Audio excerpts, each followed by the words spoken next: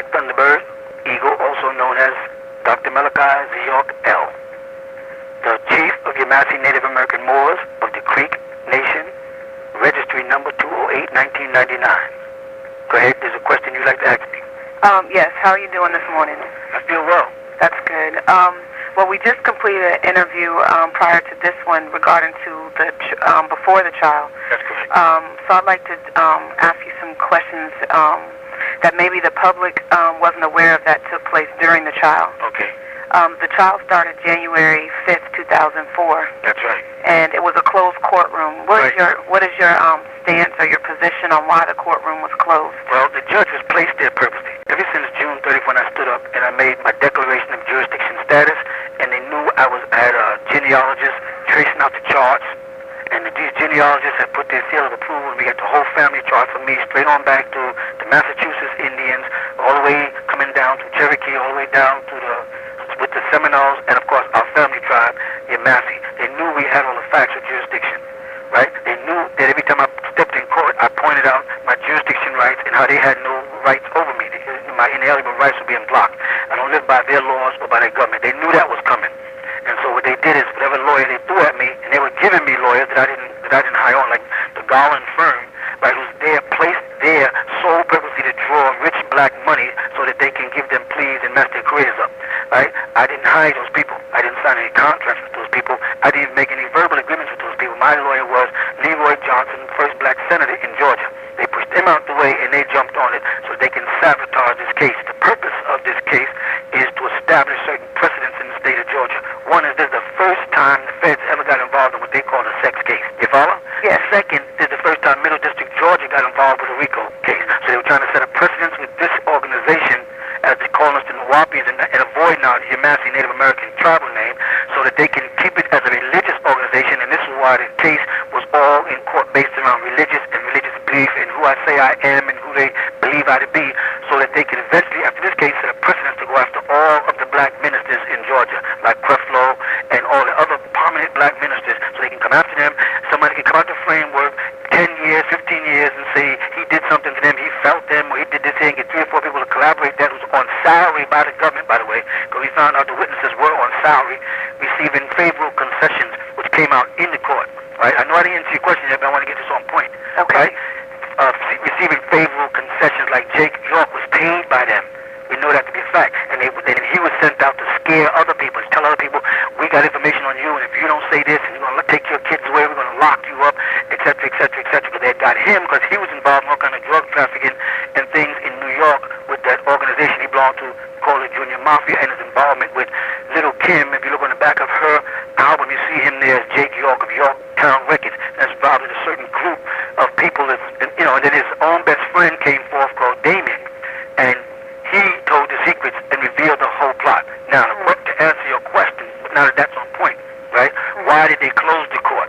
The judge had to close the court because they knew they didn't have the witnesses. They had boasted from day one that they had all these children that had been molested.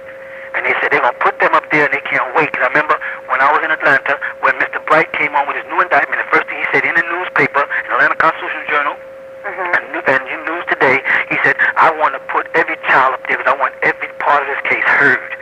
That was his whole new thing when he came out with all this new indictment.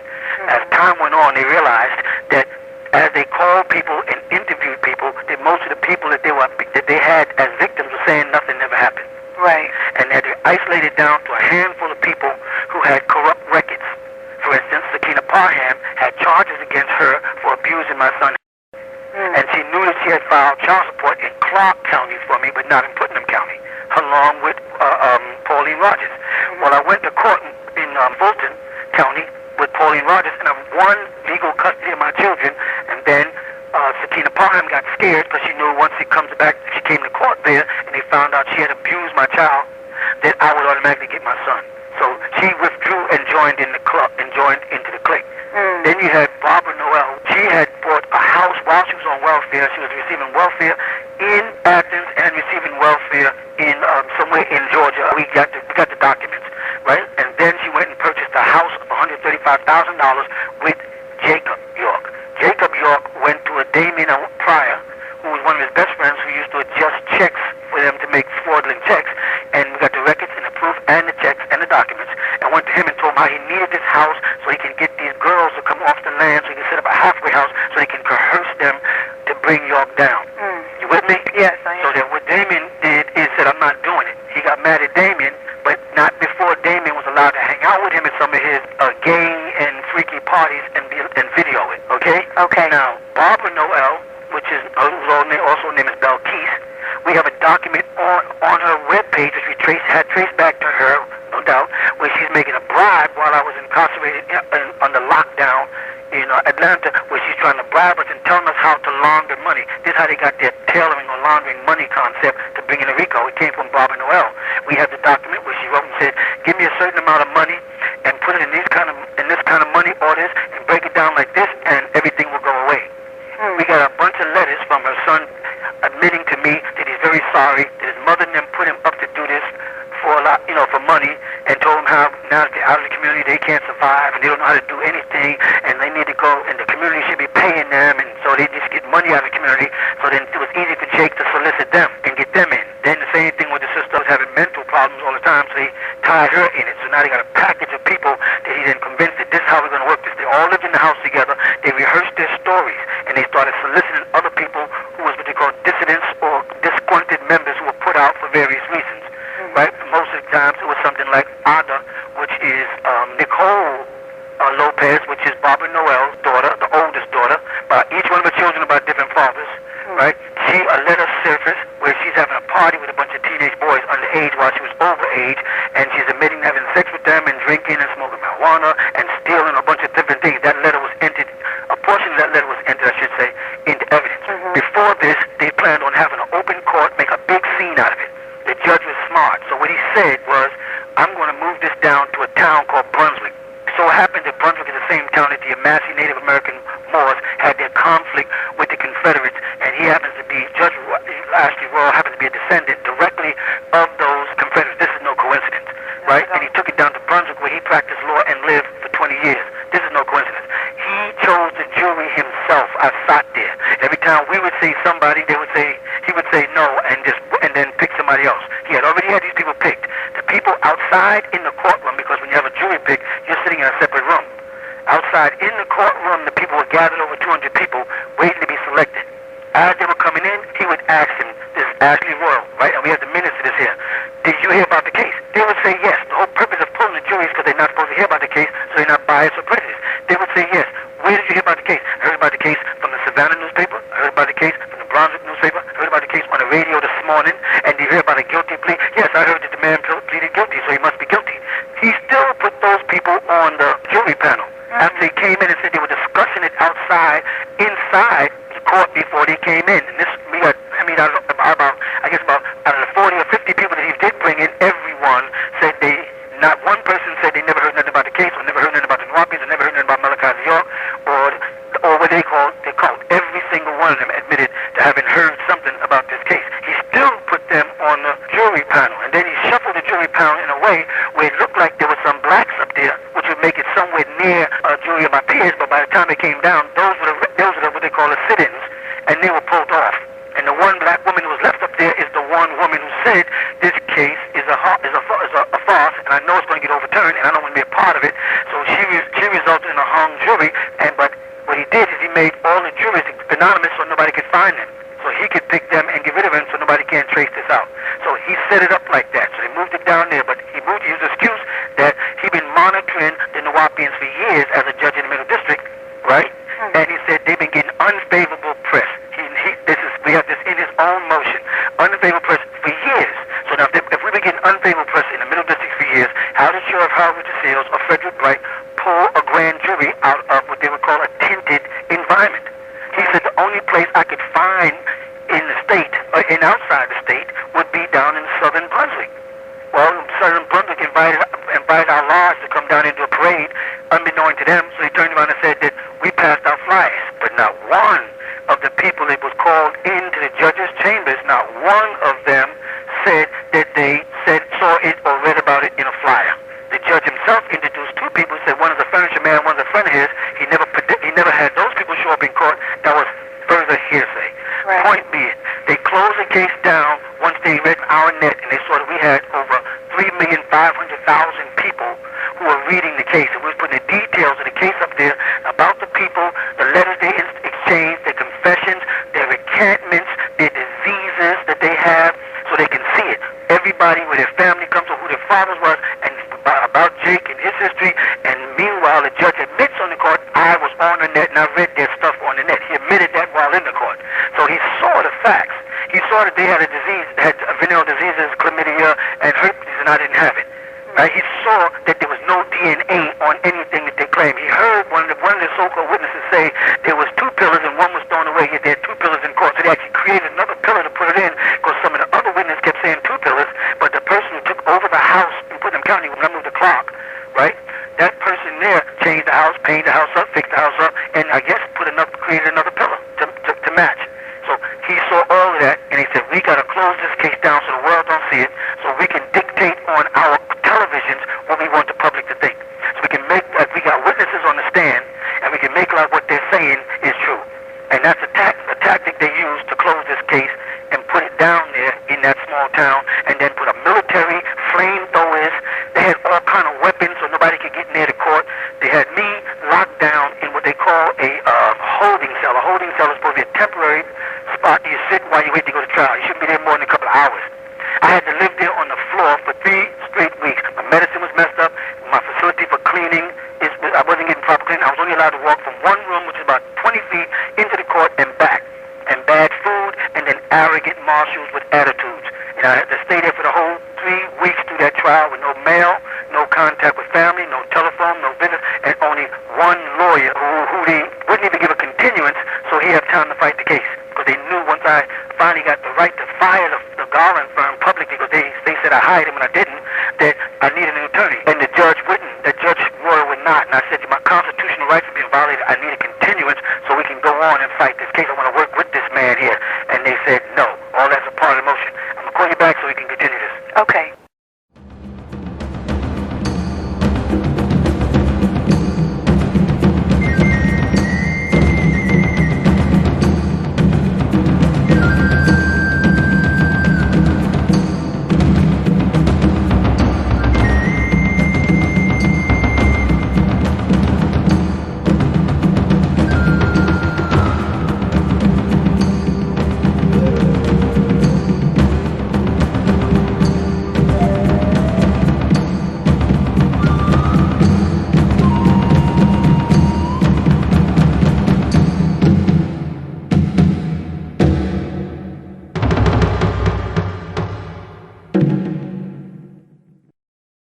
Okay, so in answer to your question, why do I think the court was closed, is because they had to hide the case.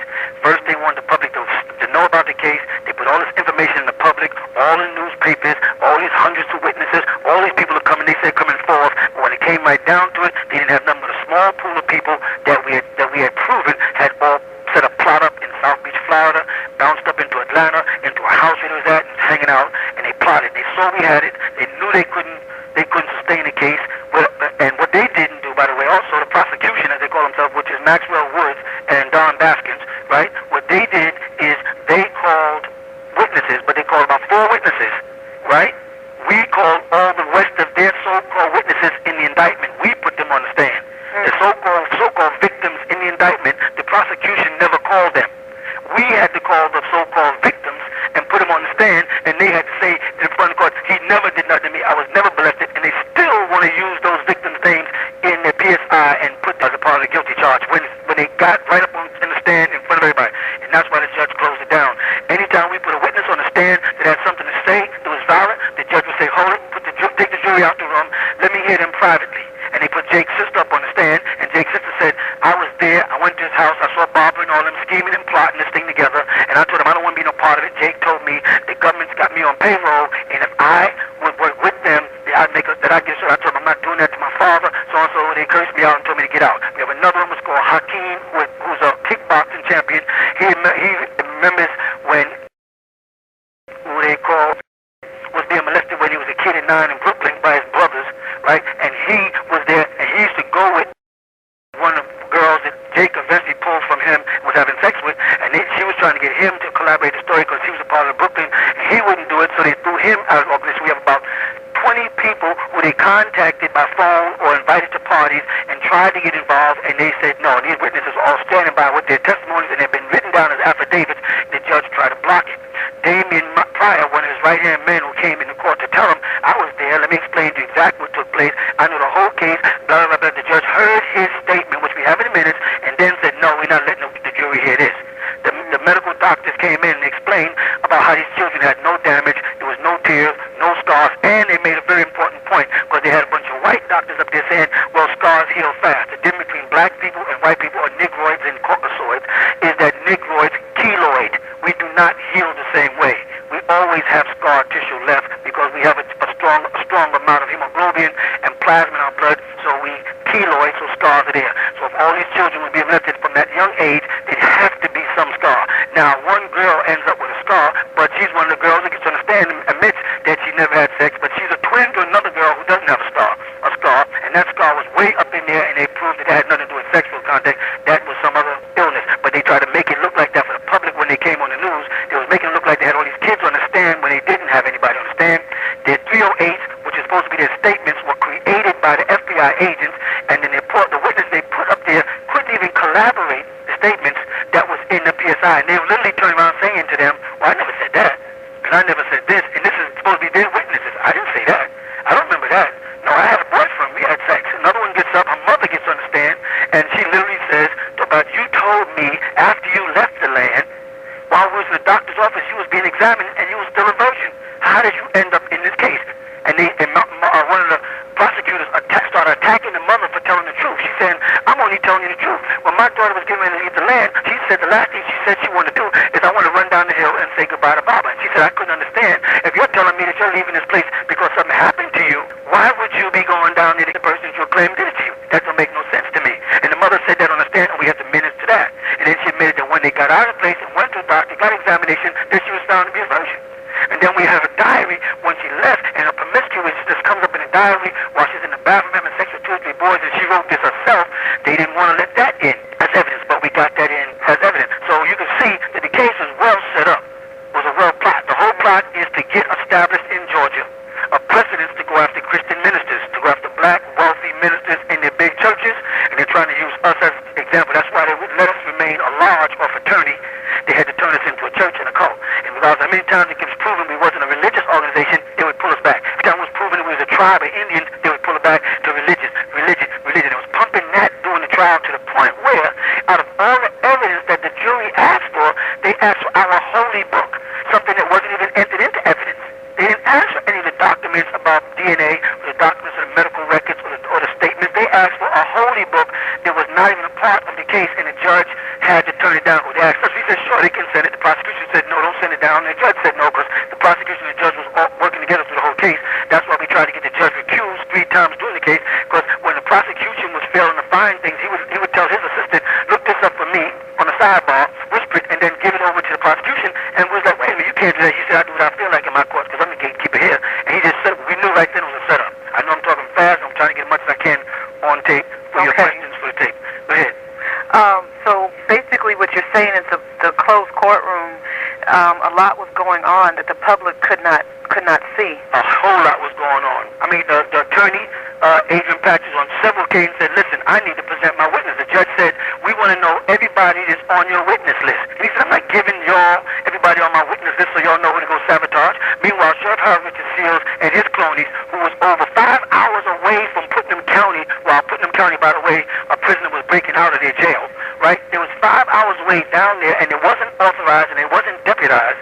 They were passing out bogus subpoenas to all of our witnesses trying to scare them. How do we know they're bogus? Because we backtracked the dates and the log to see whether there was any docket numbers to the court date, and there was none. The whole purpose was Sheriff Howard Seals to them with sending his men out, and they see that person there is one of their witnesses, and that was one of the so-called victims that's on their side. Here, you're going to be subpoenaed to be this here. You're going to be subpoenaed to be. They threatened Kathy Johnson, and they brought in, which is really my son.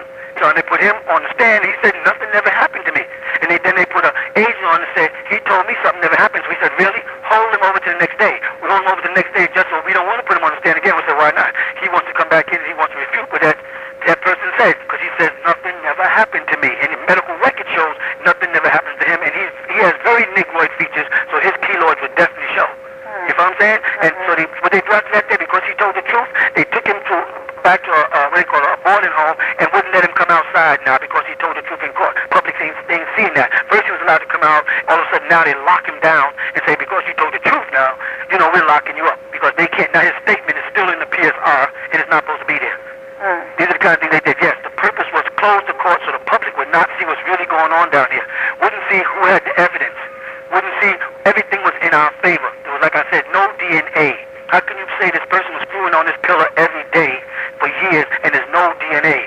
And you said up until nights before the arrest, which was May 8th. So you can't say that the DNA expired. If you're saying that, it would still be there. You follow? No DNA, right? I have none of the diseases that they claim.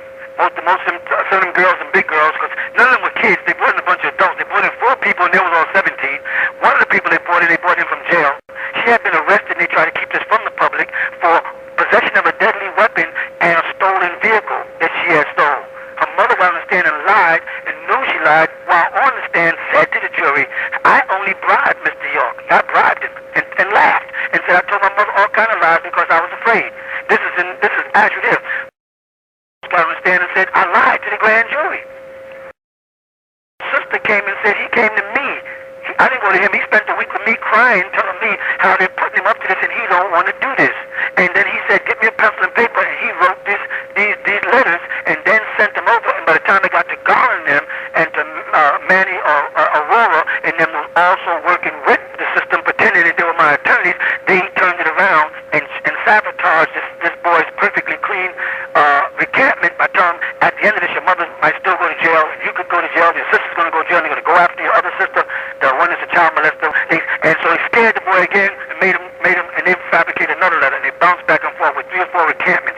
I mean, ridiculous stuff. They had to hide this from the public so they could put on the news what they wanted the public to see so the facts would never get out. But they didn't take into consideration that we're very literate people and we go to the internet and we got international involvement. We are all the way from Africa, all the way to Europe. We're in Hague, we're in Belgium, we're in Holland, we're in London, we're in Liberia, we're in Ghana, we're in the Congo, we're in South Africa, we're in Eritrea, and we got officials and throughout the Caribbean starting to write letters. We're getting letters from all the governors, and some of the letters will come back saying, we know there's something shady about this case. And these are elected officials saying there's something shady about this case. They can all see it, because the way they close it down, put military with flamethrowers around the courthouse in Brunswick, there was not one incident whatsoever. The Nuwabians never had an incident.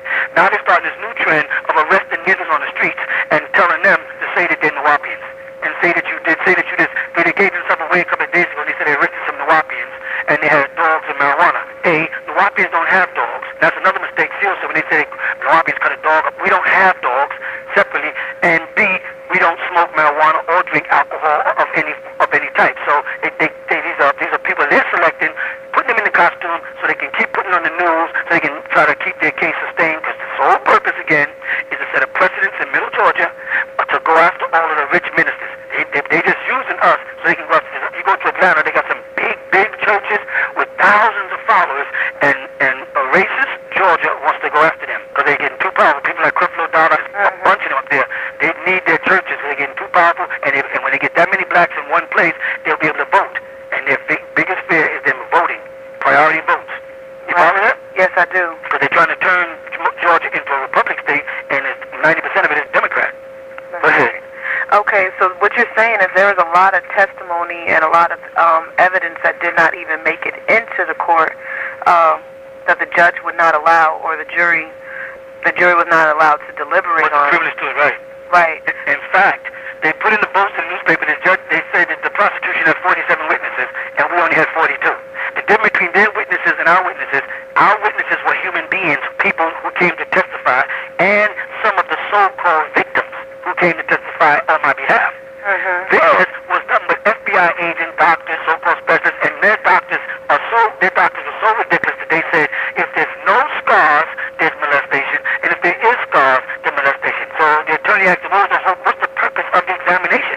And the doctor, so-called specialist, couldn't comment. How can you say, we got the minutes to that now, how can you say that if there's no damage, there's molestation, and if there is damage, there's molestation? That's a no-win-lose situation. Right. That's the kind of stuff they were trying to hide. Because they couldn't tie me into anything. They couldn't tie me into this so-called. There was no videotapes found in my house. No X-rated anything. They boasted they found X-rays of none of it was tied to me at all. When they raided my house, they found money. They didn't find money under my bed, first of all, because I have one of those mechanical beds and you can't go up under it. First of all, nothing to do with Putnam County. I didn't live in Putnam County. I have no interest in the property in Putnam County, and I don't own it by far. It's owned by different people's property. I said, I don't want nothing to do with the property. I haven't been around there for 2 years.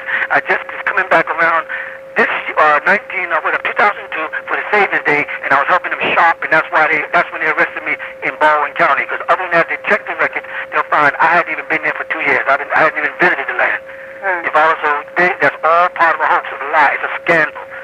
They got to pull down us. I wrote 407 books. My books are profound and thorough and factual, and they know it, and they see how fast organizations is growing worldwide. They're intimidated by me. They're intimidated by my intelligence, and intimidated by the growth of this organization. They tried to declare me Jesus. I never claimed to be Jesus. They tried to declare me God. I never claimed to be the God. I say all of us are children of the Most High God. Right? Whether you want to call him God, or you want to call him Elohim, or you want to call him Allah, any name that makes you feel happy. But the bottom line is, I don't claim to be Jesus Christ, and I never did. And it's written in my books, I don't claim to be any of the things that they had to use to make it a religious thing, so they can eventually use this against other people. So they try to pull us down, try to destroy those people's land, that beautiful Egyptian village out there. People need to go out there and visit that Egyptian village and see why them white folks out there are so upset and want to tear it down. That's a small minority of racist people in a small town of Putnam County, and they see that this was all done independently of them, and it's sustaining itself. Then we moved to Athens. We started again over there to start another thing when I broke away from them, and they came out there and attacked us there also. Okay. Well, the next question I would like to ask you when you call back is regarding the RICO and the money structuring charges, because it seems like that's a charge that doesn't really make sense of how it made it into this trial, and maybe you could enlighten the people on the reasons why it was. Okay? I'm going to go back. All right.